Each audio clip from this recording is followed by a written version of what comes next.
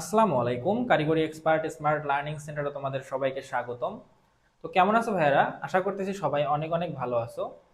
তো আজ থেকে আমি তোমাদের পঞ্চম সেমিস্টারের খুবই গুরুত্বপূর্ণ একটা সাবজেক্ট হাইড্রোলিক্স নিয়ে আলোচনা শুরু করব।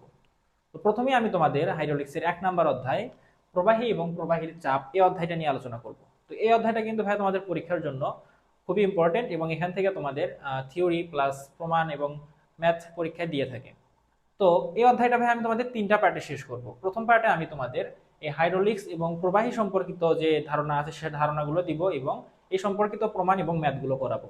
এরপর তোমাদের এই অধ্যায়ে আবার চাপ সম্পর্কিত একটা পার্ট আছে, সেই পার্টে আমি তোমাদের চাপ সম্পর্কিত যে বিষয়গুলো আছে সেই সম্পর্কে আলোচনা করব এবং 3 নাম্বার পার্টে ভাই আমি তোমাদের হাইড্রোলিক মেশিনের যে বিষয়গুলো আছে সেখানে ওই বিষয়গুলো নিয়ে আলোচনা করব। তো চলো আর কথা না বলে আমরা ক্লাসটা শুরু করি। তো আমি এই প্রথম পার্টে যে বিষয়গুলো আলোচনা করব সেগুলো তোমাদের এখানে দিয়ে দিছি। প্রথমে আমি তোমাদের প্রবাহী ফ্লুইড মেকানিক্স এবং হাইড্রোলিক্স এই বিষয়টা কি এটা সম্পর্কে আলোচনা করব। এরপর প্রবাহীর ঘনত্ব, আপেক্ষিক ওজন, আপেক্ষিক গুরুত্ব বলতে কি বোঝায় এটা বুঝাই দিব। এরপর কৈশিকতা, তারপর সংলগ্নতা, সংশক্তি, অবতল এগুলো বলতে কি বোঝায় এগুলো জাস্ট সংক্ষেপে একটু বুঝাই দেবো, ঠিক আছে? কারণ এগুলো সম্পর্কে তোমরা আগে থেকে অবগত আছো আমি আশা করি। এরপরে ভাইয়া তোমাদের একটা খুবই গুরুত্বপূর্ণ প্রমাণ আছে এই অংশের মধ্যে, কৈশিকতার ক্রিয়া। এই প্রমাণটা আমি খুব সহজভাবে তোমাদের বুঝাই দেব এবং সর্বশেষে তোমাদের এই পার্টের মধ্যে যতটুকু অংশ ম্যাথ আছে ম্যাথগুলো সম্পর্কে আলোচনা করব। তো চলো আমরা ক্লাসটা শুরু করি। তো প্রথমে ভাই আসা আলোচনা করি আমাদের প্রবাহী জিনিসটা কি। তো প্রবাহী সম্পর্কে কিন্তু ভাই তোমরা আগে থেকে পরিচিত, যারা ফিজিক্স ওয়ান ভালো করে পড়ছো তারা কিন্তু প্রবাহী সম্পর্কে ভালোভাবেই জানো। তো প্রবাহী হচ্ছে ওই সকল পদার্থ, যে সকল পদার্থ এক স্থান থেকে অন্য স্থানে কি হতে পারে, প্রবাহিত হতে পারে। অর্থাৎ ধরো এখানে কিছু প্রবাহী রাখা আছে, এই মাঝখানে একটা ধরো এখানে একটা ডিস্টেন্স, এখন এই পদার্থটা প্রবাহিত হয়ে এই জায়গায় চলে আসলো, ঠিক আছে? তাহলে এই পদার্থটাই হবে হচ্ছে একটা প্রবাহী, ঠিক আছে? তাহলে প্রবাহী আমরা দেখো ভাই আমাদের আশেপাশে কিন্তু অনেক জিনিস আছে এই প্রবাহীর, যেগুলো এই প্রবাহী, যেগুলোকে আমরা প্রবাহী বলতে পারি আর কি। তো যেমন ধরো পানি, পানি কিন্তু একটা প্রবাহী পদার্থ। আবার আমাদের বায়ুমণ্ডলের যে গ্যাসগুলো আছে এই গ্যাসগুলোও কিন্তু এক ধরনের প্রবাহী পদার্থ। তাহলে ভাইয়া প্রবাহীকে আমরা দুই ভাগে ভাগ করতে পারি, একটা হচ্ছে তরল প্রবাহী অর্থাৎ লিকুইড, তোমার যেটা বলি আমরা। আচ্ছা তাহলে 1 নাম্বার কি বলবো, তরল প্রবাহী, ঠিক আছে? আর একটা আছে ভাইয়া গ্যাসীয়, গ্যাসীয় প্রবাহী। তাহলে প্রবাহী হচ্ছে দুই প্রকার, একটা তরল প্রবাহী আর একটা গ্যাসীয় প্রবাহী। তাহলে তরলের মধ্যে কি, যেমন পানি, তারপর তোমার পানি জাতীয় যে আরো অন্যান্য পদার্থগুলো আছে যেমন ধরো পানি, তেল, তারপর তোমার হচ্ছে মধু, এগুলো কি তরল জাতীয় পদার্থ। তাহলে এগুলো হচ্ছে তরল প্রবাহীর অন্তর্গত। আর একটা হচ্ছে ভাইয়া কি গ্যাসীয় প্রবাহী। এগুলো হচ্ছে কি, দেখো আমাদের বায়ুমণ্ডলে কিন্তু বিভিন্ন প্রকার গ্যাস আছে। তাহলে এই গ্যাসগুলো কি, এই গ্যাসগুলো এক ধরনের প্রবাহী। আমরা কি বলি, বাতাস প্রবাহিত হচ্ছে, নদীর পানি প্রবাহিত হচ্ছে। তাহলে এখান থেকে দেখো আমাদের প্রবাহী ধারণা কিন্তু আমরা বুঝতে পারতেছি। তাহলে এগুলো হচ্ছে প্রবাহিত হয় জন্য এগুলোকে আমরা বলি হচ্ছে প্রবাহী। তো আশা করতেছি প্রবাহী বিষয়টা তোমরা ক্লিয়ার হইছো। এখন আসো ভাইয়া ফ্লুইড মেকানিক্স জিনিসটা কি এবং হাইড্রোলিক্স কি এই বিষয়ে একটু আলোচনা করি। তো ফ্লুইড মেকানিক্স বিষয় কি জন্য জানতে হবে, কারণ আমাদের যে হাইড্রোলিক্স যে অংশটা আছে এই হাইড্রোলিক্স অংশটা হচ্ছে ফ্লুইড মেকানিক্সেরই একটা শাখা, ঠিক আছে? তো ফ্লুইড মেকানিক্সের মধ্যে আলোচনা করা হয় হচ্ছে তোমার এই তরল প্লাস গ্যাসীয় এই দুই ধরনের প্রবাহীর ধর্ম এবং বৈশিষ্ট্য নিয়ে আলোচনা করা হয় কিসের মধ্যে, এই ফ্লুইড মেকানিক্স এর মধ্যে। তাহলে ফ্লুইড মেকানিক্স এর সংজ্ঞা আমি যদি বলতে চাই তাহলে বলতে পারবো যে হচ্ছে তড়িৎ প্রকৌশলের যে শাখায় তোমার তরল এবং গ্যাসীয় প্রবাহীর বৈশিষ্ট্য এবং ধর্ম নিয়ে আলোচনা করা হয় সেটাই হচ্ছে আমাদের কি ভাইয়া, ফ্লুইড মেকানিক্স। আমি এগুলো বোর্ডে লিখতেছি না, তোমরা জাস্ট আমার সঙ্গে ক্লাস করার সময় বই নিয়ে বসবা, ঠিক আছে? তাহলে বই নিয়ে বসলে কিন্তু ভাইয়া তোমাদের বই এবং খাতা নিয়ে অবশ্যই বসবা, তাহলে এগুলো সাথে সাথে নোট করে ফেলবা, তাহলে তোমাদের পরবর্তীতে কিন্তু আর ভুলে যাবে না, ঠিক আছে? তাহলে আমি আরেকবার মুখে বলে দিচ্ছি, ফ্লুইড মেকানিক্স হচ্ছে প্রকৌশল বিজ্ঞানের এমন একটি শাখা যেখানে তোমার এই তরল এবং গ্যাসীয় প্রবাহীর অর্থাৎ দুই ধরনের প্রবাহেরই বৈশিষ্ট্য এবং হচ্ছে ধর্ম নিয়ে আলোচনা করা হয়, ঠিক আছে? এখন আমাদের এই হাইড্রোলিক্স বিষয়টা কিভাবে আসলো, দেখো আমাদের এই ফ্লুইড মেকানিক্স এর আবার দুইটা শাখা আছে, একটা হচ্ছে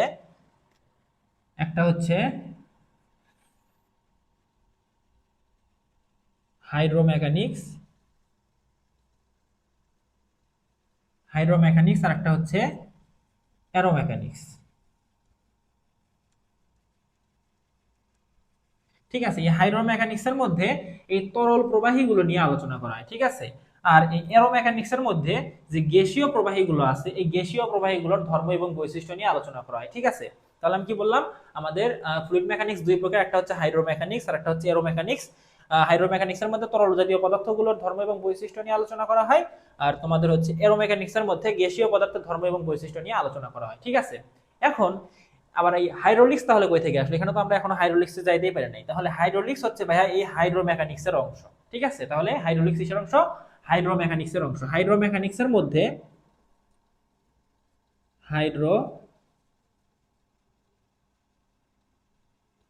হাইড্রোমেকানিক্সের যে অংশের মধ্যে শুধু পানির বৈশিষ্ট্য এবং তোমার ধর্ম নিয়ে আলোচনা করা হয় সেটাই হচ্ছে হাইড্রোলিক্স। ঠিক আছে, তাহলে কি বললাম? হাইড্রোমেকানিক্স। হাইড্রোমেকানিক্স কি? যাবতীয় তরল প্রবাহীর নিয়ে আলোচনা করা হয় কিসে? হাইড্রোমেকানিক্সে। এই হাইড্রোমেকানিক্সের মধ্যে যে অংশে আবার শুধু পানি নিয়ে আলোচনা করা হয়, অর্থাৎ পানি যে প্রবাহী আছে বা পানি যে আমাদের প্রবাহী পদার্থ আছে, এই পানি নিয়ে যে অংশে আলোচনা করা হয় সেটাই হচ্ছে আমাদের হাইড্রোলিক্স। ঠিক আছে, তাহলে আমি কি বলবো? হাইড্রোলিক্সের সংখ্যা যে হাইড্রোমেকানিক্সের যে অংশে শুধু পানি সম্পর্কিত আলোচনা করা হয় বা পানির স্থিতি এবং গতিশীল ধর্ম বা বৈশিষ্ট্য নিয়ে আলোচনা করা হয় সেটাই হচ্ছে আমাদের হাইড্রোলিক্স। ঠিক আছে, তো আশা করতেছি হাইড্রোলিক্স বিষয়টা তোমরা ক্লিয়ার হইতে পারছো। এখন আসো আমাদের পরবর্তীতে কি আছে দেখো ভাইয়া, আমাদের প্রবাহীর ঘনত্ব আছে, আপেক্ষিক ওজন আছে এবং আপেক্ষিক গুরুত্ব আছে। আমি আপেক্ষিক ওজন আর গুরুত্ব একসঙ্গে লিখছি, আপেক্ষিক ওজন ও গুরুত্ব। ঠিক আছে, তাহলে আসো আপেক্ষিক ঘনত্ব, প্রবাহীর ঘনত্ব, আপেক্ষিক ওজন এবং আপেক্ষিক গুরুত্ব বিষয়গুলো কি এগুলো একটু বোঝার চেষ্টা করি। তাহলে ভাইয়া প্রবাহীর ঘনত্ব জিনিসটা কি সেটা আসলে আসো বোঝার চেষ্টা করি। তো ঘনত্ব সম্পর্কে কিন্তু ভাই আমরা আগে থেকেই পরিচিত, এখন প্রবাহীর ঘনত্ব কি সেটা বুঝতে হবে। তো ঘনত্ব কি সেটা আগে আমি তোমাদের একবার বলি। ঘনত্ব হচ্ছে একক আয়তনে কোনো বস্তুর ভরই হচ্ছে ঘনত্ব। অর্থাৎ ধরো কোনো বস্তুর ভর হচ্ছে এম কেজি, এখন এই এম কেজি কে যদি আমরা ওই বস্তুর আয়তন দিয়ে ভাগ করি অর্থাৎ ভি দিয়ে ভাগ করি, তাহলে আমরা পাবো হলো ভাইয়া আমাদের এই বস্তুর ঘনত্ব। ঠিক আছে, তাহলে আশা করতেছি ঘনত্ব বিষয়টা তোমরা ক্লিয়ার হইতে পারছো। এখন আসো আমাদের এখানে বলছে কি দেখো তো, প্রবাহীর ঘনত্ব। তাহলে বিষয়টা কি হবে ভাইয়া? প্রবাহীর ভর, প্রবাহীর ভর না, একক আয়তনে প্রবাহীর ভর কি আমরা বলবো হচ্ছে প্রবাহীর ঘনত্ব। অর্থাৎ প্রবাহীর ভর ধরলাম এম কেজি এবং প্রবাহীর আয়তন ধরলাম ভি। তাহলে এই প্রবাহীর ভরকে যদি আমরা প্রবাহীর আয়তন দিয়ে ভাগ করি তাহলে আমরা পাবো হচ্ছে কি? প্রবাহীর ঘনত্ব। তাহলে আশা করতেছি প্রবাহীর ঘনত্ব জিনিসটা তোমরা ক্লিয়ার হইতে পারছো। আর এটাকে আমরা প্রকাশ করব কি দিয়ে ভাই? এটাকে আমরা প্রকাশ করব হচ্ছে রো দিয়ে। ঠিক আছে, তাহলে rho is equal to m by v. ঠিক আছে, তো আশা করতেছি এই পর্যন্ত বুঝতে পারছো। তোমাদের বইটা একটু খেয়াল করো, বইয়ে তোমাদের এগুলো দেওয়া আছে, আমার সঙ্গে সঙ্গে জাস্ট বইটা একটু খেয়াল করো, হ্যাঁ, আর খাতায় এগুলো তোমরা নোট করে ফেলো। এরপরে আসো ভাইয়া আমাদের দেখো এখানে কি বলছে, আমাদের আপেক্ষিক ওজন কি। এখন আপেক্ষিক ওজনটা হচ্ছে, আমরা আপেক্ষিক ওজনকে আপেক্ষিক ঘনত্ব বলতে পারি। ঠিক আছে, অর্থাৎ আপেক্ষিক ওজন ইজ ইকুয়াল টু আমরা কি বলতে পারি? আপেক্ষিক ওজন ইজ ইকুয়াল টু আপেক্ষিক, কি বলতে পারবো? আপেক্ষিক ঘনত্ব। ঠিক আছে, তাহলে আপেক্ষিক ওজন আর আপেক্ষিক ঘনত্ব একই জিনিস আমাদের। এখানে জাস্ট আপেক্ষিক ঘনত্বটাকে বলা হয়েছে কি আপেক্ষিক ওজন। ঠিক আছে, তাহলে আপেক্ষিক ওজন হচ্ছে দেখো, আমরা প্রবাহীর ঘনত্ব কি বললাম? একক আয়তনে কোন তরলের ওজনকেই হচ্ছে, ভরকেই ওজন না, সরি, একক আয়তনে তরলের ভরকে বলা হবে হচ্ছে প্রবাহীর ঘনত্ব। আর আপেক্ষিক ওজন বা আপেক্ষিক ঘনত্ব বলতে বোঝাবে, আপেক্ষিক ঘনত্বকে আমরা সরি রো দিয়ে না, আপেক্ষিক ঘনত্বকে আমরা ওমেগা দিয়ে প্রকাশ করি। ঠিক আছে, কি দিয়ে? ওমেগা দিয়ে। তাহলে ওমেগা ইজ ইকুয়াল টু আমরা বলতে পারবো একক আয়তনে প্রবাহীর ওজন। অর্থাৎ আমাদের এটা ছিল কি? একক আয়তনে প্রবাহীর ভর। ভর আর ওজন কিন্তু ভাই আলাদা জিনিস। ভর পৃথিবী না, সরি, ভর তুমি যেখানে নিয়ে যাও না কেন সব বস্তুর ভর সব জায়গাতেই সমান হয়, কিন্তু ওজন তোমার অবস্থান ভেদে পরিবর্তন হয়। কারণ ওজন সম্পর্কিত কিসের সঙ্গে? ওজন সম্পর্কিত হচ্ছে তোমাদের যে অভিকর্ষ, তোমার হচ্ছে যে বলটা আছে অভিকর্ষ বলের সঙ্গে কিন্তু এই ওজনের সম্পর্ক, ওজন সম্পর্কিত। ঠিক আছে, তাহলে আমাদের ওজন কি? অবস্থান ভেদে পরিবর্তন হয়। তাহলে আমাদের কি বলবো? তাহলে আমরা দেখো প্রবাহীর ঘনত্ব বলতে বুঝবো হচ্ছে একক আয়তনে প্রবাহীর ভর, এটা হচ্ছে ভর। ঠিক আছে, এটা কি? এটা ভর। আর ওমেগা ইজ ইকুয়াল টু আমরা বুঝবো কি ভাইয়া? এম এর সঙ্গে আমরা কি গুণ করলে ওজন পাই? এম এর সঙ্গে আমরা জি গুণ করলে ওজন পাই। ঠিক আছে, অর্থাৎ অভিকর্ষ ত্বরণের যে মানটা আছে 9.81, এটা গুণ করলে আমরা কি পাই? কোনো বস্তুর ওজন পাই। অর্থাৎ 1 কেজি ভরের ওজন কত? 1 কেজি একটা বস্তুর ওজন হচ্ছে, এটার সঙ্গে যদি আমরা 9.81 গুণ করি তাহলে 9.81 নিউটন পাই। তাহলে এই 9.81 হচ্ছে 1 কেজি কোনো ভরের, 1 কেজি ভরের কোনো বস্তুর ওজন। ঠিক আছে, তাহলে আমাদের কি বলছে? আপেক্ষিক ওজন কি? আপেক্ষিক ওজন বা আপেক্ষিক ঘনত্ব হচ্ছে একক আয়তনে কোন প্রবাহীর ওজন। তাহলে কোনো প্রবাহীর ওজনকে যদি আমরা ওই প্রবাহীর আয়তন দ্বারা ভাগ করি তাহলে আমরা কি পাবো ভাইয়া, আপেক্ষিক ওজন বা আপেক্ষিক ঘনত্ব। আপেক্ষিক ওজন আর আপেক্ষিক ঘনত্ব কিন্তু সেম জিনিস। তাই এটাকে প্রকাশ করা হয় ওমেগা দ্বারা। আর প্রবাহীর ঘনত্ব যেটা, সেটা হচ্ছে একক আয়তনে প্রবাহীর ভর। ঠিক আছে, এটা ভর, এটা হচ্ছে ওজন। আশা করতেছি পার্থক্যটা বুঝতে পারছো। আর এটাকে প্রকাশ করা হয় রো দিয়ে, এটাকে প্রকাশ করা হয় ওমেগা দিয়ে। তাহলে ভাই দেখো তো, এখানে আমরা একটা সম্পর্ক করতে পারি না, ওমেগা ইজ ইকুয়াল টু আমরা কিন্তু এভাবে লিখতে পারি। দেখো তো, এখানে এম বাই ভিটাকে আলাদা করে লিখলাম আর জি আলাদা করে লিখলাম। তাহলে দেখো তো, এই যে এই অংশটা, এই অংশটা আমাদের এই অংশ সেম না? তাহলে আমরা এই অংশের পরিবর্তে কি লিখতে পারি, রো লিখতে পারি। তাহলে ওমেগা ইজ ইকুয়াল টু আমরা লিখতে পারি না এটা রো জি, এটা কিন্তু আমরা লিখতে পারি। ঠিক আছে, তাহলে ওমেগা অর্থাৎ আপেক্ষিক ওজন ইজ ইকুয়াল টু আমরা লিখতে পারি প্রবাহীর যে ঘনত্ব থাকবে সেই ঘনত্ব গুণন অভিকর্ষ ত্বরণ। ঠিক আছে, তো আশা করতেছি তোমরা এ পর্যন্ত বুঝতে পারছো। এখন আসো, আপেক্ষিক গুরুত্ব জিনিসটা কি বা স্পেসিফিক গ্র্যাভিটি জিনিসটা কি। ঠিক আছে, আপেক্ষিক গুরুত্বের ইংরেজি কি, স্পেসিফিক গ্র্যাভিটি। আচ্ছা, এটা কিন্তু তোমরা জিওটেকনিক্যাল ইঞ্জিনিয়ারিং তোমাদের চতুর্থ সেমিস্টারের যে সাবজেক্টটা ছিল সেটা 2 নম্বর অধ্যায় কিন্তু তোমরা পড়ে আসছিল। সেখানে আমরা এটাকে কি দ্বারা প্রকাশ করতাম, জি দ্বারা। ঠিক আছে, তাহলে জি দ্বারা আমরা কি লিখতাম, G is equal to gamma D divided by gamma W. ঠিক আছে, এটা দ্বারা কিন্তু আমরা প্রকাশ করতাম। তাহলে এখানে কিন্তু এটা দ্বারা প্রকাশ করা যাবে না, এখানে বিষয়টা একটু অন্যভাবে চিন্তা করতে হবে। ওখানে যেহেতু মাটি সম্পর্কিত আলোচনা ছিল সেজন্য ওখানে এইভাবে আলোচনা করা হইতো, মানে বিষয়টা লেখা হইতো। কিন্তু এখানে আমাদের কি নিয়ে, তরল বা পানি সম্পর্কে আলোচনা করা হচ্ছে। তাহলে এখানে আমাদের এখানে বলতে হবে যে কোন তরলের আপেক্ষিক ওজন এবং 4 ডিগ্রি সেলসিয়াস তাপমাত্রার বিশুদ্ধ পানির আপেক্ষিক ওজনের যে অনুপাত, ঠিক আছে, সেটাই হচ্ছে আমাদের আপেক্ষিক গুরুত্ব অর্থাৎ স্পেসিফিক গ্র্যাভিটি। তাহলে স্পেসিফিক গ্র্যাভিটিকে এস দিয়ে প্রকাশ করা হয়, এটা সমান লেখা যায় কোন তরলের আপেক্ষিক ওজন ভাগ হচ্ছে 4 ডিগ্রি সেলসিয়াস তাপমাত্রার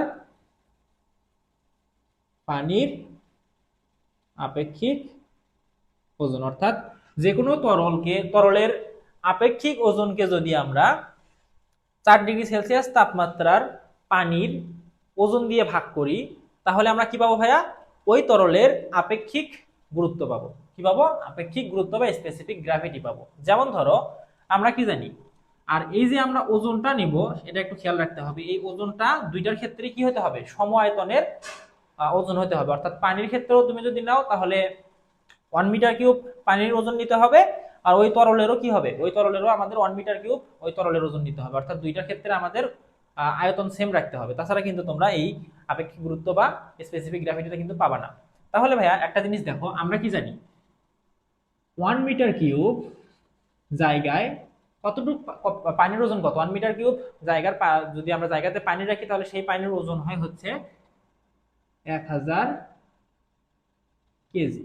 ঠিক আছে, আর 1 মিটার কিউব জায়গা যদি আমরা পারদ রাখি তাহলে সেটা হবে ভাইয়া কত, 13,600 কেজি। অর্থাৎ ধরো এটা একটা 1 মিটার কিউব, সরি এটা ছোট হয়ে গেল, বড় করে অ্যাড করি। ধরো এটা একটা চৌবাচ্চা, এই চৌবাচ্চার ভলিউম কত ভাইয়া, ভলিউম বা আয়তন হচ্ছে আমাদের 1 মিটার কিউব। ঠিক আছে, 1 মিটার কিউব। তাহলে এর মধ্যে যদি আমরা পানি ভরাই তাহলে সেই পানির ওজন হবে হচ্ছে 1000 কেজি। কত কোন পানি হতে হবে, 4 ডিগ্রি সেলসিয়াস তাপমাত্রার পানি হতে হবে, তাহলে সেটার ওজন হবে কত, 1000 কেজি। আবার যদি এই সেম জায়গাটা ফাঁকা করে আমরা পারদ বা মার্কারি দিয়ে পূরণ করি তাহলে আমাদের এই মার্কারির ওজন হবে হচ্ছে 13,600 কেজি। তাহলে এই মার্কারির আপেক্ষিক গুরুত্বটা হবে কি ভাই, দেখো মার্কারির আপেক্ষিক গুরুত্ব হবে কি, 13,600 ভাগ হচ্ছে পানির আপেক্ষিক ওজন। তাহলে কত হবে ভাইয়া, 13.6। তাহলে এই 13.6 হবে হচ্ছে মার্কারির আপেক্ষিক গুরুত্ব বা স্পেসিফিক গ্র্যাভিটি। ঠিক আছে, তো আশা করতেছি বিষয়টা বুঝতে পারছো। এখন আমি তোমাদের দেখো কৈশিকতা, সংলগ্নতা, সংশক্তি এবং অবতল বিষয় সম্পর্কে আলোচনা করব। তাহলে ভাইয়া এখন আসলে আমরা আলোচনা করব হলো কৈশিকতা, সংলগ্নতা, সংশক্তি, অবতল এবং পৃষ্ঠটান নিয়ে। তো কৈশিকতা সম্পর্কে তোমাদের আগে থেকেই ধারণা থাকার কথা, কারণ ফিজিক্স ওয়ানে এই বিষয়টা নিয়ে আলোচনা ছিল এবং সেখানে এই বিষয়ে একটা প্রমাণও ছিল। তো সেম জিনিসটা এখানেও আছে, আমি জাস্ট তোমাদের একবার মনে করাই দেই। কৈশিকতা হচ্ছে তরলের এমন একটা ধর্ম যে ধর্মের কারণে তুমি যদি কোনো একটা পাত্রের মধ্যে একটা কৈশিক নল বা চিকন সূক্ষ্ম নল প্রবেশ করাও তাহলে ওই তরলের ওই একটা ধর্মের জন্য কি হবে, ওই তরল পদার্থটা ওই কৈশিক নলের ভেতর দিয়ে উপরের দিকে উঠে যাবে, না হলে কৈশিক নলের ভিতরে নিচের দিকে নেমে যাবে। তাহলে এই উপরের দিকে উঠলো বা নিচের দিকে নামলো এটা ওই তরলের যে ধর্মের জন্য সংগঠিত হয় সেই ধর্মটাই হচ্ছে ভাইয়া কৈশিকতা। তাহলে আমি যদি বিষয়টা একটু ক্লিয়ার করে বলি যে কৈশিকতা হলো তরলের এমন একটা ধর্ম যার কারণে তোমার কৈশিক নলের ভিতর তরল উপরের দিকে ওঠে বা নিচের দিকে নেমে যায়। ঠিক আছে, এখন কখন উপরের দিকে উঠবে কখন নিচের দিকে নেমে যাবে সেটা আমি তোমাদের একটু পরে বলতেছি। তাহলে এখন আসো আমরা এখানে দেখো সংলগ্নতা, সংশক্তি, অবতল এবং পৃষ্ঠটান আছে। তাহলে আমরা আগে অবতল বিষয়টা একটু আলোচনা করি। অবতল জিনিসটা হচ্ছে তোমার এই যে আমরা পাত্রের মধ্যে কি করলাম, একটা কৈশিক নল প্রবেশ করালাম, প্রবেশ করানোর ফলে কি হলো, পানি উপরের দিকে উঠে গেল। উপরের দিকে উঠে যে এখানে একটা এই বক্রপৃষ্ঠের সৃষ্টি হবে। ঠিক আছে, আবার নিচের দিকে নেমে গেলে আমাদের এখানে একটু ভুল হয়েছে মনে হয়, এটা হবে হচ্ছে এরকম। হ্যাঁ, এরকম।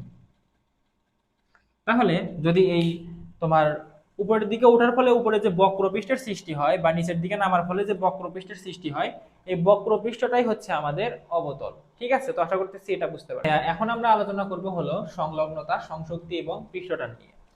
তো আমাদের এই বিষয়গুলো কিন্তু আমরা আগে থেকে জানি, জাস্ট এখানে আমাদের নামগুলো একটু চেঞ্জ করে দেওয়া হয়েছে।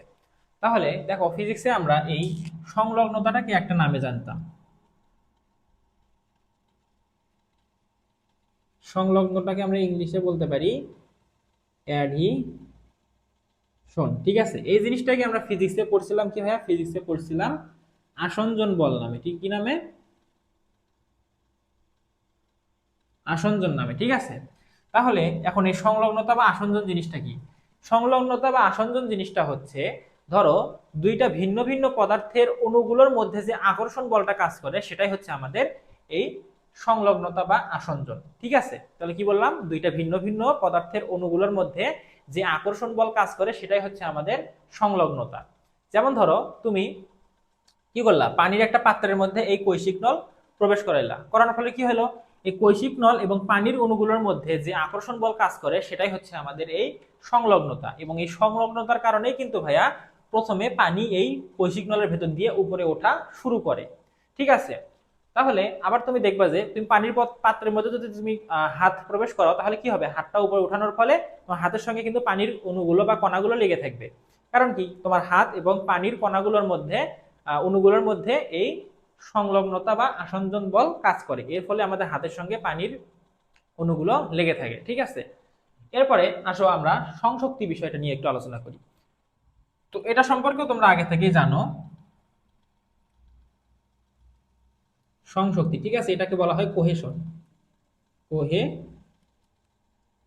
ঠিক আছে, তো এটাকে আমরা ফিজিক্সে পড়ছিলাম হচ্ছে সংসঞ্জন বল নামে। কি নামে, সংসঞ্জন বল নামে। ঠিক আছে, তাহলে এই সংসঞ্জন বলটা আবার কি, বা সংশক্তি জিনিসটা আবার কি? এটা হচ্ছে ওইটার জাস্ট উল্টাটা, অর্থাৎ একই ধর্মী পদার্থের অণুগুলোর মধ্যে যে আকর্ষণ বল কাজ করে সেটাই হচ্ছে আমাদের সংশক্তি বা সংসঞ্জন বা কোহেশন। ঠিক আছে, তাহলে ধরো কোনো একটা জারে তুমি পানি নিছো, ঠিক আছে, পানি নিছো বা কোনো একটা পদার্থ নিছো, যাই নাও না কেন, হ্যাঁ, ওই পদার্থের সবগুলো অণুর মধ্যে যে আকর্ষণ বল কাজ করবে সেই আকর্ষণ বলটাই হচ্ছে আমাদের এই সংশক্তি। এবং এই সংশক্তি বলের কারণেই কিন্তু ভাইয়া আমাদের এই পৃষ্ঠটানের সৃষ্টি হয়। এখন পৃষ্ঠটান জিনিসটা নিয়ে আমি আলোচনা করব, আশা করতেছি সংশক্তি বিষয়টা বুঝতে পারছো। তো পৃষ্ঠটান হচ্ছে, দেখো আমরা যখন দেখবা যে, আগে আমি বলি পৃষ্ঠটান জিনিসটা কি একটু হালকাভাবে প্র্যাকটিক্যালি বুঝে আগে। ধরো কোনো একটা জারের মধ্যে বা নদীতে ধরো পানি আছে, ঠিক আছে, বা ধরো কোনো একটা জারে তুমি পানি নিলা, এই জারের মধ্যে তুমি একটা ধরো একটা সুই বা পিন ফেলাই দিলা, দেখবা যে সুই বা পিনটা কিন্তু ডুবে যায় না, কি করে, ভাসে। কি জন্য ভাসে, আমাদের এই পৃষ্ঠটানের কারণে ভাসে। আবার দেখবা যে পানির উপর দিয়ে পিঁপড়া হেঁটে যাচ্ছে, এটা কি জন্য হয়, পিঁপড়া তো ডুবে যাওয়ার কথা, এই পৃষ্ঠটানের কারণেই এই পিঁপড়াটা পানির উপর দিয়ে হেঁটে যেতে পারে। আবার আমাদের কি হয়, পানির ফোঁটা কি হয়, দেখো তো পানির ফোঁটা কিন্তু এরকম বা এরকম শেপের হয় বা গোলাকৃতির হয়। ঠিক আছে, এটা কি জন্য হয়, এটাও কিন্তু এই পৃষ্ঠটানের কারণে সংগঠিত হয়। এই পৃষ্ঠটান যদি না থাকতো তাহলে পানির কণাগুলো এরকম গোলাকার শেপ ধারণ করতো না। ঠিক আছে, অর্থাৎ পানির যে ফোঁটা সেটা এরকম গোলাকার শেপ ধারণ করতে পারতো না। সেটা কি হইতো, যদি এই কণা তোমার হচ্ছে আহ পানির কণাগুলোর মধ্যে আহ তোমার হচ্ছে বা অণুগুলোর মধ্যে যে তোমার হচ্ছে যে আকর্ষণ বলটা অর্থাৎ সংশক্তি যদি না থাকতো তাহলে কি হইতো, কণাগুলো সেপারেট হয়ে যেত, অর্থাৎ হাওয়ায় মনে করো আলাদা আলাদা হয়ে ভাসতো। কিন্তু এই সংশক্তি থাকার কারণে পানির কণাগুলো একত্রে থাকে এবং এই সংশক্তির কারণে পৃষ্ঠটান সৃষ্টি হয়, সেই পৃষ্ঠটানের কারণে আবার কণাটা এরকম গোলাকৃতি বা গোলাকার আকার ধারণ করে। ঠিক আছে, তো এখন আসলে সংজ্ঞার মাধ্যমে আমরা যদি পৃষ্ঠটান বিষয়টাকে বুঝাতে যাই তাহলে বলতে পারবো যে পানির অণুগুলোর পারস্পরিক আকর্ষণ বলের কারণে পানির পৃষ্ঠটা কি হয়, টান টান হয়ে থাকে, অর্থাৎ একদম টান টান হয়ে থাকে পানির পৃষ্ঠটা দেখবা। তাহলে এই টান টান হয়ে থাকার যে বিষয়টা, এটাই হচ্ছে আমাদের পৃষ্ঠটান। ঠিক আছে, তাহলে কি বললাম, পানির কণাগুলোর পারস্পরিক আকর্ষণের কারণে পানির পৃষ্ঠ টান টান হয়ে থাকে, এই টান টান হয়ে থাকাটাই হচ্ছে পৃষ্ঠটান। ঠিক আছে, তো আশা করতেছি তোমরা এই এখন পর্যন্ত পৃষ্ঠটান পর্যন্ত বুঝতে পারছো। এখন আমি তোমাদের খুবই গুরুত্বপূর্ণ একটা প্রমাণ করে দেব। দেখো, কৈশিকতার ক্রিয়ার যে প্রমাণটা আছে, H is equal to 4 gamma cos alpha divided by omega d. তো এই প্রমাণটা কিন্তু তোমাদের সংক্ষিপ্ত প্রশ্নের জন্য খুবই গুরুত্বপূর্ণ এবং প্রায় সময় পরীক্ষায় চলে আসে। তো এই প্রমাণটা খুবই সহজ ভাষায় এবং খুবই সহজভাবে তোমাদের আমি বুঝিয়ে দিব। তোমরা এই প্রমাণটা কিন্তু ফিজিক্স ওয়ানেও পড়ছিলা, যারা ভুলে গেছো তারা ক্লাসটা আরেকবার দেখো। আর তোমরা যারা এই ক্লাসটা সিঙ্গেল ভাবে জাস্ট আমাদের ইউটিউবে দেখতেছো, তারা চাইলে আমাদের অধ্যায় ভিত্তিক ক্লাসটাও করতে পারো, সেটা আমাদের ইউটিউবে প্লেলিস্টে আপলোড করা আছে। তোমরা প্লেলিস্টের ভিতরে যে হাইড্রোলিক্সের যে প্লেলিস্ট আছে সেখানে চেক করলেই পুরো অধ্যায়ের ক্লাসটা পেয়ে যাবা। তো এখন দেখো, এখানে আমাদের প্রমাণটা করার জন্য আমাদের দেখো কি বলছে, H ইজ ইকুয়াল টু কি করতে হবে, 4 sigma cos alpha divided by omega d, এটা আমাদের প্রমাণ করতে হবে। তাহলে এখানে এই যে সিগমা ওমেগা ডি এগুলো জিনিসকে, সেগুলো আসলে আমরা একটু পরিচিত হয় চিত্রের সাপেক্ষে। তাহলে প্রথমেই আমাদের দেখো H ইজ ইকুয়াল টু কৈশিকতার ক্রিয়া যে বিষয়টা আছে, এটা কি, আমরা ধরো কোনো একটা তরলের পাত্রে একটা কৈশিক নল প্রবেশ করাইলাম।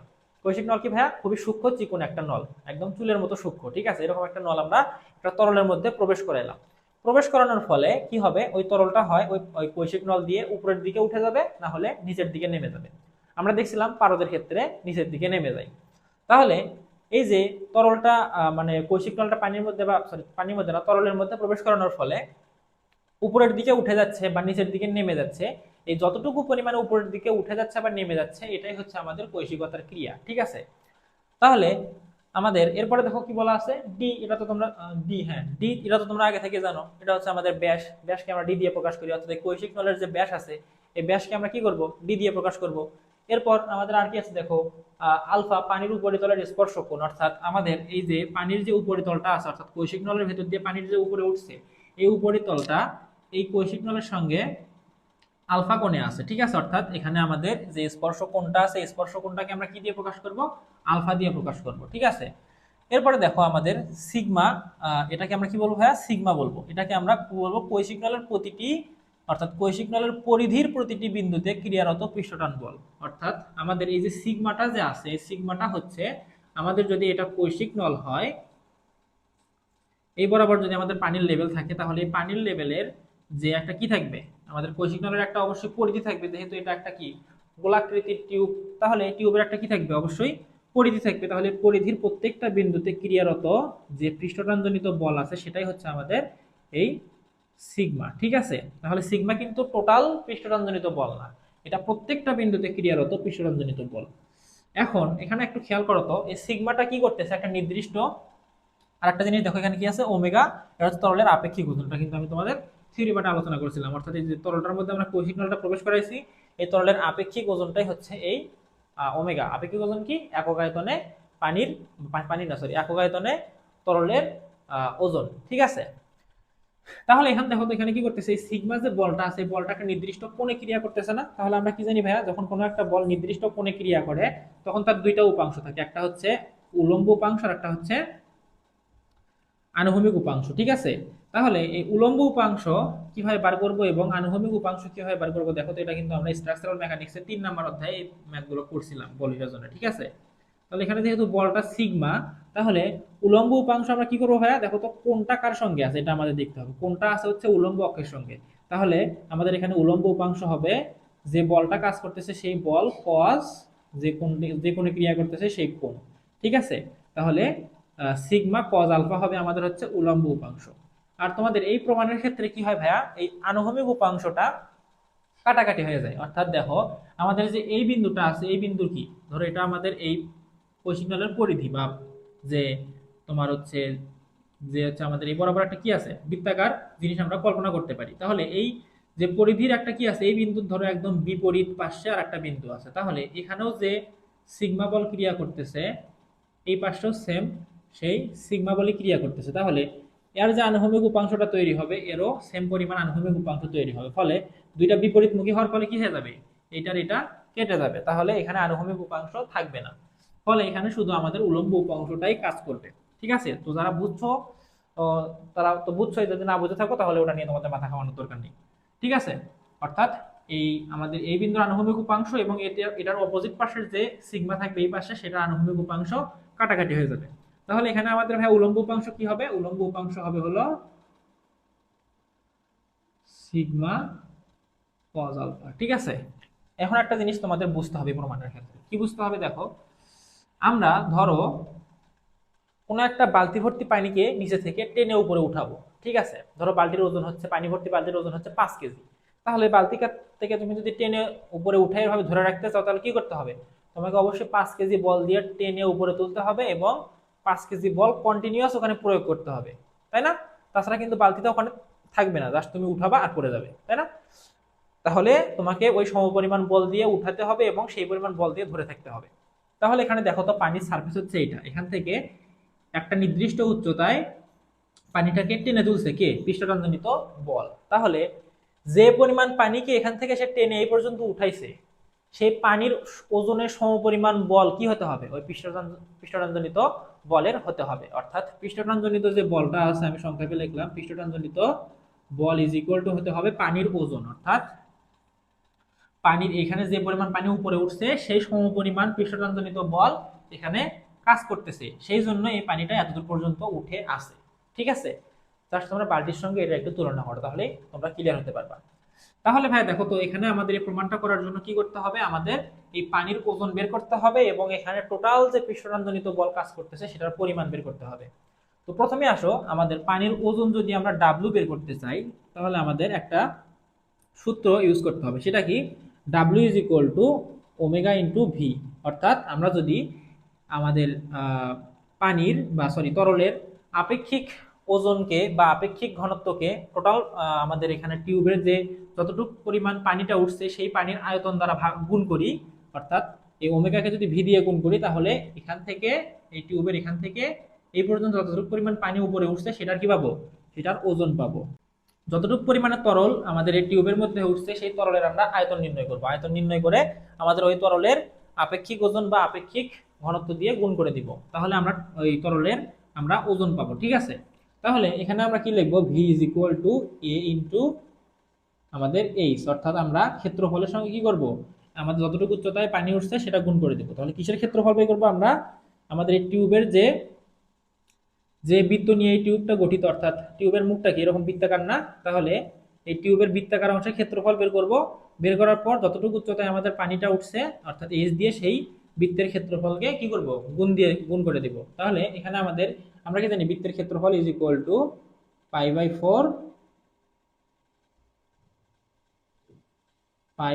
Four d square. এখন এর সঙ্গে আমাদের কি আছে, এইচ গুণ অবস্থায় আছে। তাহলে দেখো আমরা কিন্তু ভি পেয়ে গেলাম। তাহলে আমরা এখানে কি লিখবো, পানির ওজন, এখানে আমরা লিখবো, তোমরা একটু বইয়ের ভাষায় ভালোভাবে লিখে নিও, পানির ওজন ডাব্লিউ ইজ ইকুয়াল টু কি লিখতে পারবো, ওমেগা ইন্টু, আমরা ভি এর ভ্যালু কত পেলাম দেখো তো, 4 পাই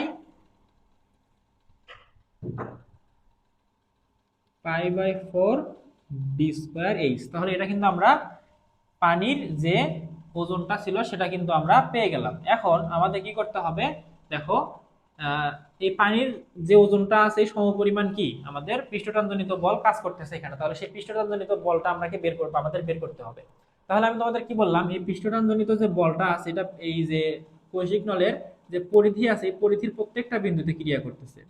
তাহলে এখন একটা বিন্দুতে আমাদের পৃষ্ঠটানজনিত বলের উলম্ব উপাংশ যদি সিগমা কজ আলফা হয়, তাহলে প্রত্যেকটা বিন্দুতে ক্রিয়ারত তোমার যে আমাদের পৃষ্ঠটানজনিত বল হবে সেটা সমষ্টি কি হবে, সেটা সমষ্টি দেখো তো এরকম হবে না। আমরা যদি পরিধি বের করি পাই ডি, আমরা পরিধি সমান কি জানি, এমনিতে আমরা যদি আমাদের ব্যাসার্ধ দেওয়া থাকে তখন আমরা জানি হচ্ছে 2 পাই আর, কিন্তু এই আমার 2r সমান কি জানি, 2r ইজ ইকুয়াল টু আমরা ডি জানি, তাহলে এটাকে আমরা কিভাবে লিখতে পারি, পাই ডি লিখতে পারি, তাই না? যেহেতু আমাদের এখানে ব্যাস দেওয়া আছে তাহলে আমরা পরিধিটা এভাবে লিখবো। ঠিক আছে, তাহলে এই পরিধির সঙ্গে যদি আমরা একটা বিন্দুতে ক্রিয়ারত বলটা গুণ করি, অর্থাৎ সিগমা কজ আলফা গুণ করি, তাহলে টোটাল পরিধি বরাবর, অর্থাৎ এই যে টোটাল পরিধি বরাবর যে পরিমাণ বল কাজ করতেছে সেটা পাবো না, সেটা কিন্তু পাবো। অর্থাৎ একটা বিন্দুতে ক্রিয়ারত বল হচ্ছে এটা, এবং টোটাল পরিধির হিসাব হচ্ছে কোনটা, পাই ডি। এটা হচ্ছে টোটাল পরিধির হিসাব। এই পাই ডি দিয়ে যদি আমরা এই একটা বিন্দুতে ক্রিয়ারত বলকে গুণ করে দেই, তাহলে টোটাল পরিধি বরাবর যে বলটা কাজ করবে সেটার পরিমাণ কিন্তু আমরা পেয়ে যাব। তাহলে এখানে তোমরা লিখবা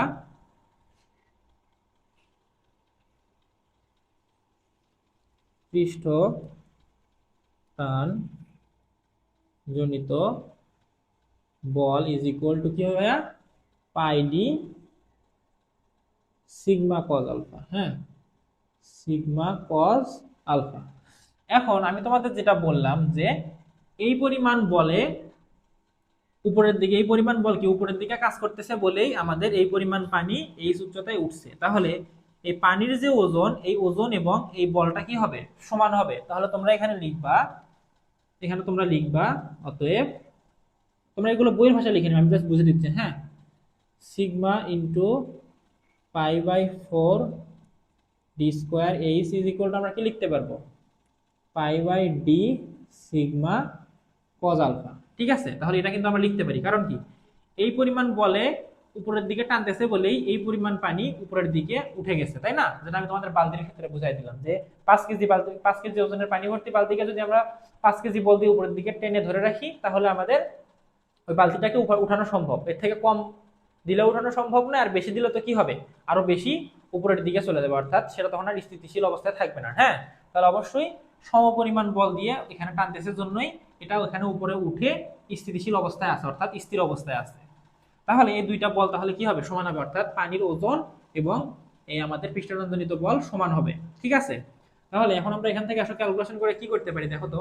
এখান থেকে আমাদের এইচটাকে রেখে বাকিগুলোকে আমরা ওই পাশে পার করে দিই। হ্যাঁ, যেহেতু আমাদের এইচ এর প্রমাণ, তাহলে এইচ ইজ ইকুয়াল টু যদি আমরা এই পাশে রাখি, তাহলে এই পাশে গেলে কি হবে, এখানে আমাদের ওমেগা এবং পাই এবং ডি স্কোয়ার কি আছে, গুণ অবস্থায় আছে। তাহলে ওই পাশে গেলে কি হবে, ভাগ হয়ে যাবে। আগে ওই পাশের মানগুলো আমরা লিখি। হ্যাঁ, ডি সিগমা কস আলফা। এখন এই পাশে ওমেগা পাই এবং ডি স্কোয়ার গুণ ছিল, এই পাশে আসলে ভাগ হয়ে যাবে, ওমেগা পাই এবং ডি স্কোয়ার গুণ ছিল। হ্যাঁ, আর এই পাশে ভাগ ছিল কি, দেখো তো, ভাগ ছিল হচ্ছে জাস্ট 4টা ভাগ ছিল, তাহলে 4 উপরে চলে যাবে। এখান থেকে দেখো তো আমরা এই পাই আর এই পাই কেটে দিতে পারি, এখান থেকে এই ডি এবং একটা ডি কেটে, ডি স্কোয়ার থেকে একটা ডি কেটে দিয়ে ডি লিখতে পারি, তাই না? তাহলে দেখো তো এখানে মনে হয় আমাদের প্রমাণটা হয়ে হয়ে গেছে। এখন দেখো হয়ে গেছে, এখন জাস্ট সাজায় লেখো।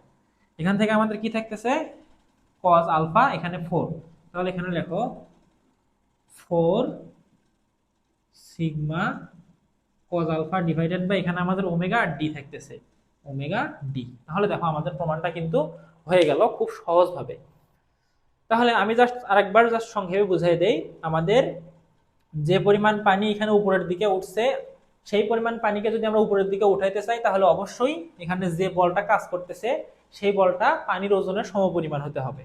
সেই বলটা কি, পৃষ্ঠটানজনিত বল। তাহলে পৃষ্ঠটানজনিত বল এবং পানির যে ওজন সেটা কিন্তু সমান, এই জন্য আমরা দুটাকে সমান লিখলাম। সমান লিখে এইচটাকে এই পাশে রেখে বাকিগুলোকে পাশে পার করে দিলাম, পার করে কাটাকাটি করলে আমাদের প্রমাণটা হয়ে গেল। এখন এখানে তোমাদের পানির ওজনটা আমরা কিভাবে বের করলাম ভাইয়া, আমাদের এখানে তোমার যে পরিমাণ পানি উপরের দিকে উঠছে সেই পরিমাণ পানির আয়তনকে যদি আমরা, সরি এখানে পানি বলতেছি, এখানে পানি হবে না, হ্যাঁ, এখানে যে কোনো তরল হতে পারে।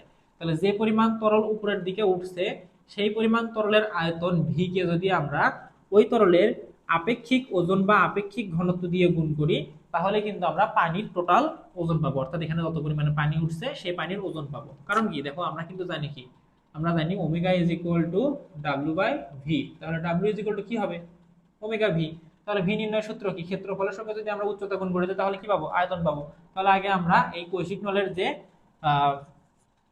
তোমার হচ্ছে উপরের যে সেকশনটা আছে বৃত্তের, সেই সেকশনের আমরা কি করলাম, ক্ষেত্রফল বের করলাম। আমরা বৃত্তের ক্ষেত্রফলের সূত্র জানি, পাই বাই 4 ডি স্কোয়ার। এর সঙ্গে জাস্ট আমরা কি করলাম, যতটুকু উচ্চতায় পানি উঠছে সেই উচ্চতাটা গুণ করে দিলাম। তাহলে আমরা কি পাবো, ওই পানির ভলিউম পাবো, অর্থাৎ আয়তন পাবো। এই আয়তনকে আবার একক, তোমার যে একক আয়তনের যে ওজন আছে অর্থাৎ আপেক্ষিক ওজন আছে সেটা দ্বারা গুণ করে দিলাম। তাহলে টোটাল ওজন পেলাম পানির, সেই ওজন এই পানির ওজন এবং এই যে বলটা কাজ করতেছে সেই বলটা সমান, এই জন্য আমরা দুটাকে সমান দিয়ে লিখলাম, লিখে কাটাকাটি করে প্রমাণটা কমপ্লিট করে ফেললাম। তো আশা করতেছি প্রমাণটা বুঝতে পারছো। এখন আমি তোমাদের এই অধ্যায়ের কয়েকটা গুরুত্বপূর্ণ ম্যাথ সমাধান করে দিব, অর্থাৎ এই অধ্যায় বলতে এই পার্টের, এরপরে তোমাদের আরো চাপ এবং হাইড্রোলিক মেশিনের যে অংশ আছে সেগুলো সম্পর্কেও ধারাবাহিকভাবে আলোচনা করা হবে। এখন আমি তোমাদের এই অধ্যায়ের খুবই গুরুত্বপূর্ণ একটি ম্যাথ উদাহরণ 1-এর সমাধান করাবো। তো এটা কিন্তু তোমাদের পরীক্ষায় 23-24 সালের পরীক্ষায় বা রিসেন্টলি কিন্তু পরীক্ষায় আসছিল। তো ম্যাথটা খুবই সহজ এবং একবার দেখলে তোমরা বুঝতে পারবা। তো চলো ম্যাথটা শুরু করি। তো এখানে দেখো বলা আছে 0.5 সেন্টিমিটার ব্যাসের একটি কৈশিক নল, অর্থাৎ আমাদের ধরো এটা একটা পাত্র, এই পাত্রের মধ্যে আমরা পানি দিয়ে ভরাট করছি, করার ফলে এর মধ্যে একটা কৈশিক নল প্রবেশ করাই দিচ্ছি, ঠিক আছে। করাই দেওয়ার ফলে এই কৈশিক নলটার ব্যাস কত বলা আছে দেখো তো ভাইয়া, কৈশিক নলটার ব্যাস বলা আছে 0.5 সেন্টিমিটার। হ্যাঁ, এরপর 21 ডিগ্রি সেলসিয়াস তাপমাত্রা পানিতে ডুবানো হলো। এখানে সেলসিয়াস তাপমাত্রা দেওয়া আছে, এটা নিয়ে তোমাদের মাথা ঘামানোর দরকার নেই, এটা জাস্ট ভুলে দাও, ধরো এটা নাই, এটার এখানে কোনো কাজ নেই। হ্যাঁ, তাহলে পৃষ্ঠ টান যদি আমাদের 7.45 × 10⁻⁵ কেজি পার সেন্টিমিটার ও স্পর্শক কোণ যদি 40 হয়, তাহলে আমাদের কৈশিক উচ্চতা বের করতে বলছে। হ্যাঁ, অর্থাৎ এখানে দেখো আমাদের যে পৃষ্ঠটানজনিত যে বল সেটা হচ্ছে 7.45 × 10⁻⁵ এবং হচ্ছে আমাদের স্পর্শক কোণ alpha is equal to 40 degree, এবং আমাদের এই উচ্চতাটা কি করতে হবে, বের করে দিতে হবে। এবং এখানে যে তরলটা আছে সেই তরলটা কি, সেই তরলটা হচ্ছে পানি। হ্যাঁ, এখানে কিন্তু পানি যে তরল দেওয়া আছে এটা কিন্তু আমাদের খেয়াল রাখতে হবে। তো এখানে আমরা যে ডাটাগুলো দেওয়া আছে সেগুলো এক সাইডে লিখে ফেলি, লিখি গিভেন। এখানে আমাদের দেখো তো ভাইয়া ডি এর ভ্যালু দেওয়া আছে কিসে, সেন্টিমিটারে দেওয়া আছে। তোমরা সবগুলোর একক লেখার আগে এই জায়গাটায় খেয়াল করবা, আমাদের পৃষ্ঠটান কোন এককে দেওয়া আছে। পৃষ্ঠটান দেখো এখানে আমাদের কেজি পার সেন্টিমিটারে দেওয়া আছে। তাহলে বাদ বাকি যত ভর আছে সবগুলোকে আমাদের কেজি করতে হবে, যতগুলো দৈর্ঘ্যের একক আছে সবগুলোকে আমাদের সেন্টিমিটার করতে হবে, ঠিক আছে। অর্থাৎ সবগুলোকে আমাদের একই এককে নিতে হবে। যেহেতু এখানে আমাদের এই জিনিসটা কেজি এবং সেন্টিমিটারে আছে, আমরা বাদ বাকিগুলোকে কেজি এবং সেন্টিমিটার বানাবো। তাহলে এটা যেহেতু আমাদের ডাইরেক্ট সেন্টিমিটারে দেওয়াই আছে, এটা আমাদের চেঞ্জ করার দরকার নেই, 0.5 সেন্টিমিটার। হ্যাঁ, এরপর দেখো আমাদের কি দেওয়া আছে, এরপর আমাদের স্পর্শক কোণ আলফা দেওয়া আছে 40 ডিগ্রি। এরপর আমাদের সিগমা দেওয়া আছে, অর্থাৎ পৃষ্ঠটানজনিত বল দেওয়া আছে হচ্ছে কত, 7.45 × 10⁻⁵ কেজি পার সেন্টিমিটার। এরপর দেখো তো আর কি দেওয়া আছে, এখানে আমাদের এখন একটা জিনিস দেওয়া নাই, সেটা এখন আমাদের কি করতে হবে, বের করে নিতে হবে, অর্থাৎ আমাদের এটা মুখস্থ রাখতে হবে। সেটা কি, পানির তোমার আপেক্ষিক যে ওজনটা আছে বা আপেক্ষিক ঘনত্ব আছে সেটা আমাদের মনে রাখতে হবে। তাহলে আপেক্ষিক ঘনত্ব কি ভাইয়া, আপেক্ষিক ঘনত্বকে আমরা প্রকাশ করি হলো, বা আপেক্ষিক ওজনকে প্রকাশ করি হলো ওমেগা দিয়ে।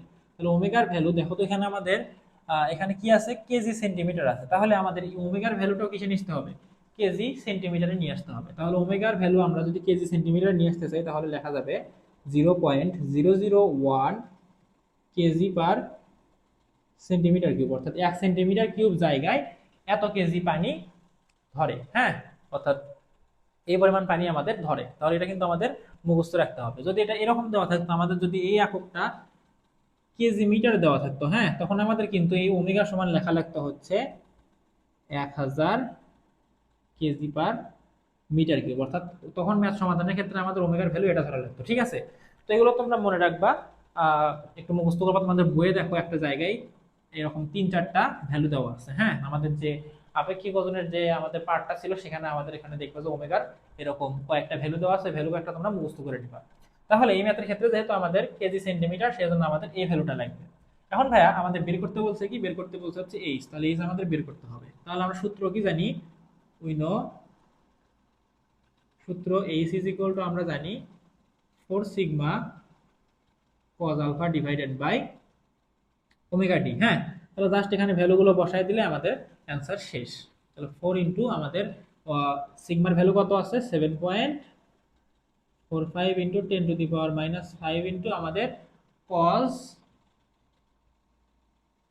40 ডিগ্রি। হ্যাঁ, এখন নিচে ওমেগার ভ্যালু কত, 0.001 ইন্টু আমাদের ডি এর ভ্যালু কত, 0.5। এখন তুমি যদি এটা ক্যালকুলেটরে ক্যালকুলেশন করো তাহলে পাবা হলো,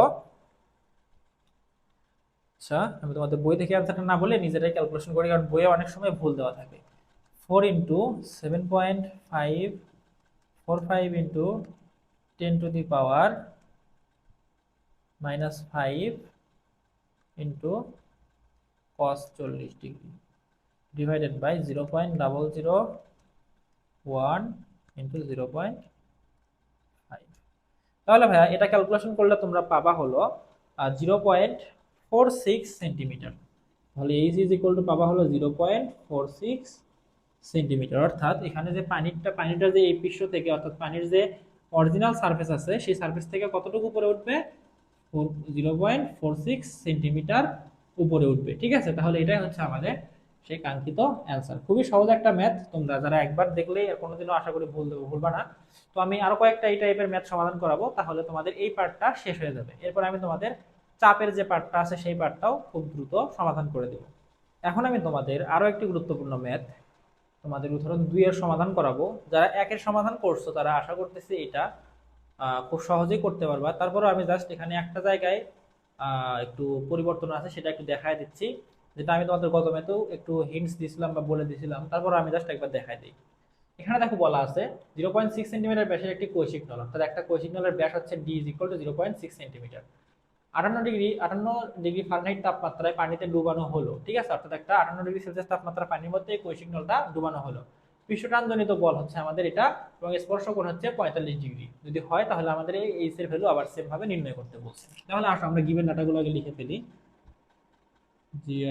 গিভেন আমাদের কি কি দেওয়া আছে, ডি দেওয়া আছে 0.6 সেন্টিমিটার। কিন্তু এখানে কাজ করতে হবে। তোমাদের আমি কি বলছিলাম, এই ম্যাথগুলো সমাধান করার ক্ষেত্রে তোমরা আগে দেখবা সিগমার যে মানটা দেওয়া আছে, অর্থাৎ পৃষ্ঠটানজনিত যে বল, পৃষ্ঠটান যেটা দেওয়া থাকবে সেটার একক কি দেওয়া আছে সেটা খেয়াল করবা।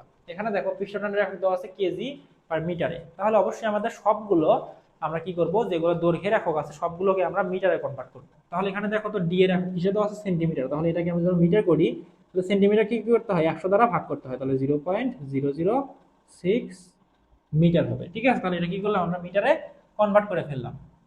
এরপরে সেম ভাবে দেখো আমাদের আর কি দেওয়া আছে, এখানে আমাদের তোমার স্পর্শ কোণ দেওয়া আছে, আলফা ইজ ইকুয়াল টু দেওয়া আছে 45 ডিগ্রি।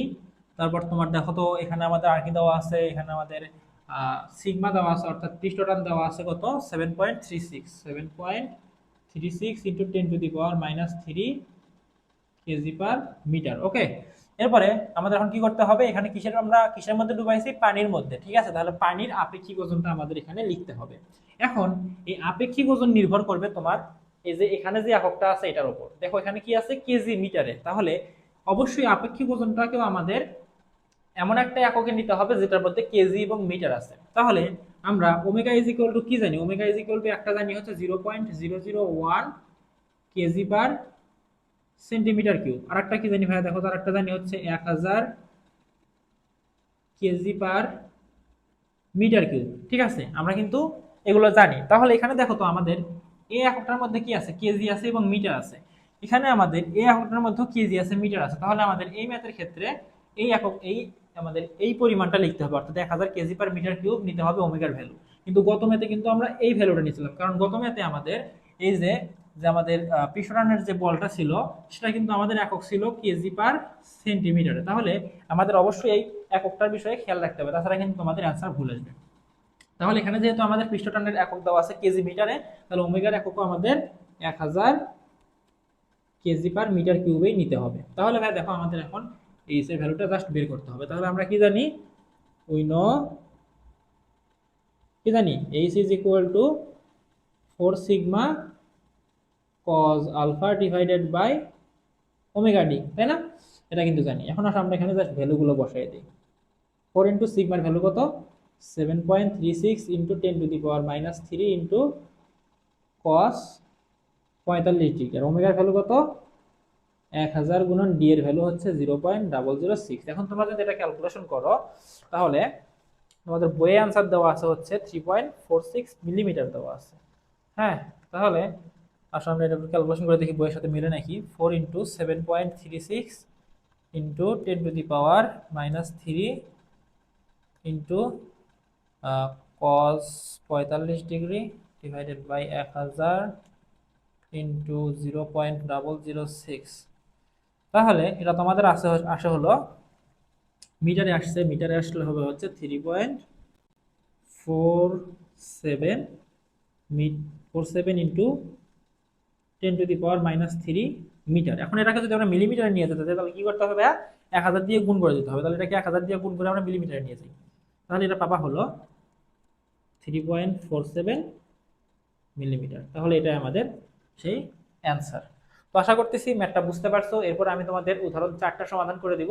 যারা পারবা তারা তো পারবাই, তারা এই ক্লাসটা এখানে শেষ করো। যারা পারবা না তারা আমার সঙ্গে উদাহরণ 4টা দেখে আমাদের নেক্সট যে 2 নাম্বার লেকচার আছে সেই 2 নাম্বার লেকচারটা তোমরা কন্টিনিউ করো। তাহলে এখন আসো ভাই, আমি তোমাদের 4 নাম্বার উদাহরণটা সমাধান করে দেব। এটাও তোমাদের পরীক্ষার জন্য গুরুত্বপূর্ণ। আমরা গত ম্যাথগুলোতে বার করছিলাম হচ্ছে কৈশিকতার যে উচ্চতাটা অর্থাৎ ক্যাপিলারি হাইট যেটা ছিল সেটা আমরা বের করছিলাম। এবার আমরা কি করব? পৃষ্ঠটানের মান বের করব। তো এটার ক্ষেত্রে আমরা দেখি কি বলা আছে, একটি কাচের মাঝে সরি একটি তরলের মাঝে। এখানে দেখো আমাদের বলছে কি একটা তরলের মাঝে, অর্থাৎ এখানে পানি নির্দিষ্ট করে বলা নাই, অর্থাৎ এটা পানি না, ওটা অন্য কোনো তরল। তাহলে একটি তরলের মাঝে 10 মিলিমিটার ব্যাসের একটি কাঁচ নল ছাড়া হবে আংশিকভাবে ডুবানো হলো, ফলে ক্যাপিলারি উচ্চতা বা কৈশিকতার উচ্চতা পাওয়া গেল হচ্ছে 15 মিলিমিটার।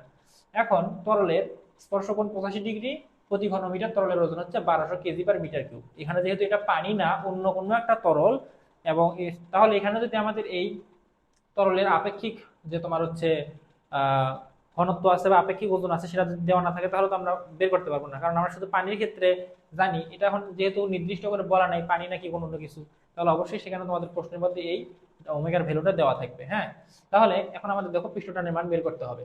তাহলে আসো আমরা এখানে যে গিভেন ডাটাগুলো দেওয়া আছে সেগুলো লিখে ফেলি। তার আগে তোমরা খেয়াল করো, আমরা গত ম্যাথগুলোতে পৃষ্ঠটানের যে একক ছিল কেজি/সেন্টিমিটার বা কেজি/মিটার, সেগুলোর সাপেক্ষে আমরা বাকি এককগুলো ঠিক করে নিছিলাম। কিন্তু এখানে দেখো আমাদের এই পৃষ্ঠটানটাই বের করতে বলছে। তাহলে আমরা দেখো এখানে আমাদের যে ওমেগার একক আছে কেজি/মিটার, এই কেজি/মিটার কিউব, এই কেজি/মিটার কিউবের সাপেক্ষে বাকি এককগুলোকে কনভার্ট করব, অর্থাৎ ভরের একক থাকলে কেজিতে নিয়ে যাব, দৈর্ঘ্যের একক থাকলে মিটারে নিয়ে যাব। তাহলে এখানে আমাদের প্রথমেই দেওয়া আছে ডি এর ভ্যালু হচ্ছে 10 মিলিমিটার। তাহলে এটাকে যদি আমরা মিটারে কনভার্ট করি তাহলে হবে 0.1 মিটার। হ্যাঁ, এরপর আমাদের আরেকটা কি ভ্যালু দেওয়া আছে, স্পর্শকোণ 85°, তারপর তোমার হচ্ছে ক্যাপিলারি হাইট দেওয়া আছে কত, 15 মিলিমিটার। এরপর তোমার আর কি দেওয়া আছে দেখো তো, ওমেগার ভ্যালু দেওয়া আছে, ওমেগার ভ্যালু দেওয়া আছে 1200 কেজি/মিটার কিউব। এরপর আমাদের আর কি দেওয়া আছে, আর কিছু দেওয়া নেই। হ্যাঁ, এগুলাই। তাহলে এখানে আমাদের সিগমার ভ্যালু বের করতে হবে। তাহলে ভাই দেখো তো আমরা কি জানি, আমরা জানি উই নো, আমরা কি জানি h is equal to 4 sigma cos alpha. হ্যাঁ, তাহলে এবং নিচে থাকতে হচ্ছে ওমেগা ডি। এখন আমাদের এখানে লাগবে কি সিগমার ভ্যালু। তাহলে কি করব, সিগমাটাকে এই পাশে রেখে বাকিগুলোকে এই পাশে পার করে দেব। তাহলে সিগমা ইজ ইকুয়াল টু আমরা কি লিখতে পারবো, এখানে দেখো তো এই ওমেগা এবং ডি কি ছিল, এই পাশে ভাগ অবস্থায় ছিল, তাহলে এই পাশে আসলে কি হবে, এইচ এর সঙ্গে গুণ হয়ে যাবে ওমেগা ডি। হ্যাঁ, এরপর সেম ভাবে এখানে 4 আর কস আলফা ছিল গুণ অবস্থায়, সাইড চেঞ্জ করলে কি হয়ে যাবে, ভাগ হয়ে যাবে। তাহলে 4 কস আলফা। এখন জাস্ট এগুলো তোমরা মান বসায় দাও, তাহলে তোমরা এই সিগমার যে ভ্যালু সেটা পেয়ে যাবা। তাহলে এইচ হচ্ছে কত, এইচ হচ্ছে সরি আমাদের এইচ এর ভ্যালুটা কিন্তু কনভার্ট করা হয় না, এইচ এর ভ্যালু কিন্তু কনভার্ট করে নিতে হবে। তাহলে এটা সমান তোমরা কি লিখতে পারো, 0.015 মিটার। হ্যাঁ, তাহলে এখানে আমাদের এইচ এর ভ্যালু নিতে হবে কত, 0.015 ইন্টু 1200 ওমেগা, এবং ডি হচ্ছে 0.01, এবং নিচে কি দেখো তো 4 ইন্টু cos 85°। তাহলে আসলে এটা আমরা ক্যালকুলেশন করে ফেলি, তাহলে আমরা সিগমার ভ্যালু পেয়ে যাব। তাহলে 0.015 into 1200 into 0.01 divided by 4 into cos 85°। তাহলে ভাইয়া এটা পাবা হলো 0.52 0.52। আমাদের একক কিছু ছিল দেখো তো, একক ছিল হচ্ছে কেজি মিটার, তাহলে এটার একক আসবে, ওটা ছিল কেজি/মিটার কিউব, এটার একক আসবে। তাহলে অবশ্যই কি কেজি আর মিটারের মধ্যে একটা সম্পর্কযুক্ত এককই আসবে। তাহলে কেজি আর মিটারকে সম্পর্কযুক্ত একক কি, কেজি/মিটার। তাহলে এটা আমরা কিন্তু সিগমার ভ্যালু কি, সিগমার ভ্যালু পেয়ে গেলাম। তোমাদের বইয়ে কি দেওয়া আছে, বইয়ে কিন্তু সেম এটাই দেওয়া আছে। তাহলে আমরা কিন্তু অ্যান্সারটা পেয়ে গেলাম। তো আশা করতেছি তোমরা ম্যাথটা বুঝতে পারছো। এখন আমি তোমাদের চাপ সম্পর্কিত যে লেকচারটা আছে সেটা তোমাদের পরবর্তী পার্টে দিব। তোমরা অবশ্যই কন্টিনিউয়াস সেই লেকচারগুলো ধারাবাহিকভাবে ফলো করবা এবং ক্লাসগুলো অবশ্যই মনোযোগ দিয়ে করবা। এবং তোমাদের আরো একটা তোমার লেকচার থাকবে তোমাদের হাইড্রোলিক্সের যে মেশিনগুলো আছে, হাইড্রোলিক্স মেশিনের একটা তোমার এখানে পার্ট আছে, সেই পার্টটা অর্থাৎ এই অধ্যায়টা আমি 3টা ভাগে তোমাদের শেষ করব।